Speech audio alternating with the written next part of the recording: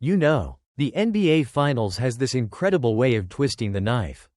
For 3.5 quarters in Game 5, it felt eerily similar to Game 1.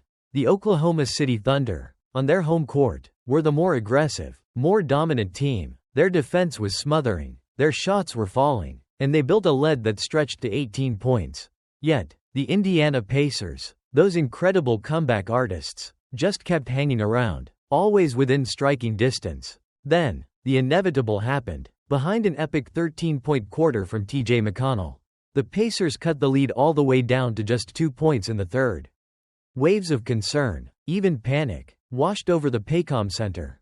Thunder fans had seen this movie before. That gut-wrenching Game 1 collapse.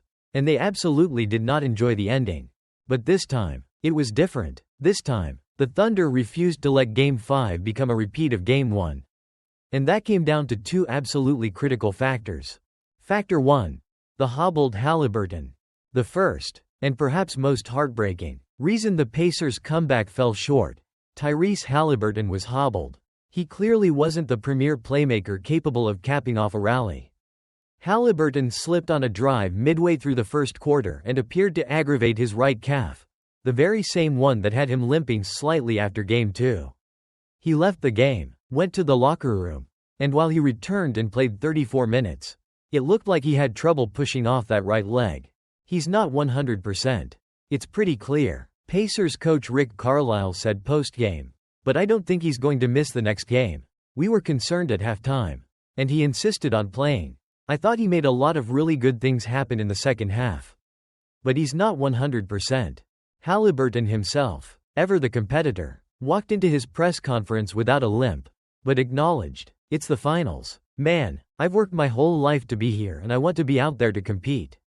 I was not great tonight by any means. But it's not really a thought of mine to not play here. If I can walk, then I want to play." He finished with just 4 points on 0 of 6 shooting, with all his points coming from the free throw line. That's a massive blow for a team that relies so heavily on his offensive impact. Factor 2. Jalen Williams' best game yet.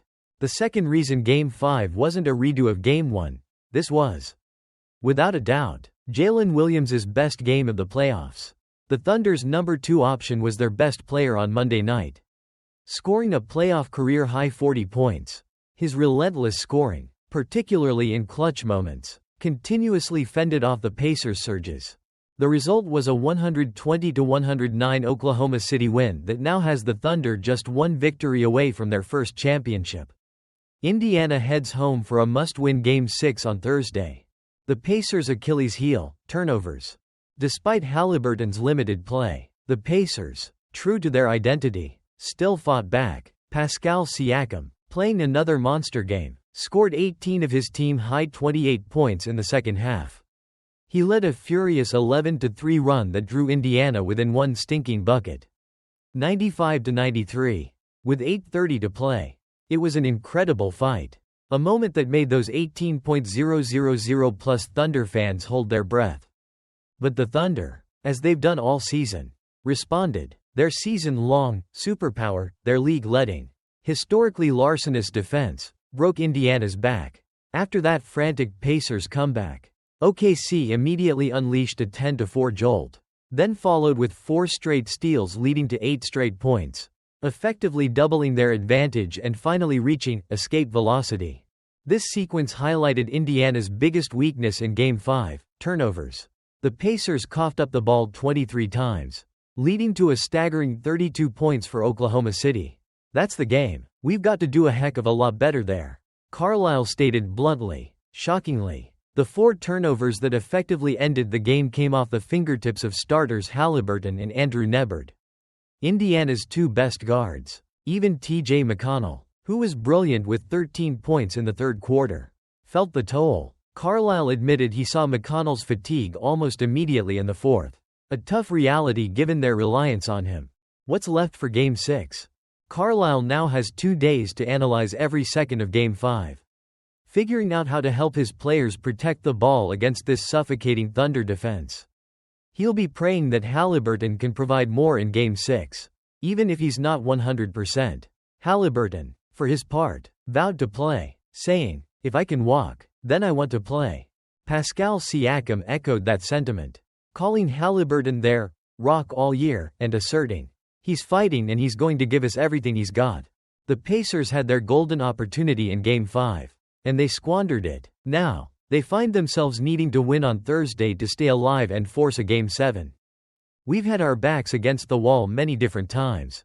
It's kind of poetic that we're here," Haliburton said. "We've got to be ready to go for Game 6. Our backs are against the wall. It starts with me, and we've all got to be better."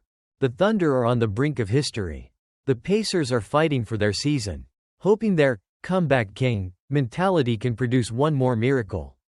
Game 6 is do or die, and the world will be watching. Alright, NBA fans. The Indiana Pacers are now on the brink of elimination in the NBA Finals. Down 3-2 to the Oklahoma City Thunder, largely due to a hobbled Tyrese Haliburton and a flurry of costly turnovers. Game 5 had serious Game 1 vibes. The Thunder dominated early, but the Pacers, the comeback kings of these playoffs, clawed back from an 18-point deficit, fueled by Pascal Siakam's monster 28 points and a phenomenal 13-point third quarter from TJ McConnell. They even cut the lead to just 2 points in the fourth, creating waves of anxiety for Thunder fans who remembered Game 1's collapse. But this time, two crucial things prevented the comeback. First, Tyrese Haliburton visibly struggled after re-aggravating his right calf. While he insisted on playing 34 minutes, Pacers coach Rick Carlisle confirmed he was not 100%, stating, "If I can walk, then I want to play." Haliburton finished with just 4 points on 0 for 6 shooting, all from the free throw line, a clear sign of his limitation. Second, this was Jalen Williams' night. He delivered his best game of the playoffs, exploding for 40 points and consistently answering every Pacers surge, denying them the lead. He, along with Shai Gilgeous-Alexander's 31 points and 10 assists, ensured the Thunder didn't blink. The Pacers' undoing ultimately came from 23 turnovers, which the Thunder converted into a staggering 32 points. As Coach Carlisle put it, "That's the game. We've got to do a heck of a lot better there." The final blow came in the fourth, when OKC's suffocating defense forced 4 straight steals, leading to 8 straight points and doubling their lead, effectively ending Indiana's hopes. Now, the Pacers head home for a must-win Game 6 on Thursday in Indianapolis.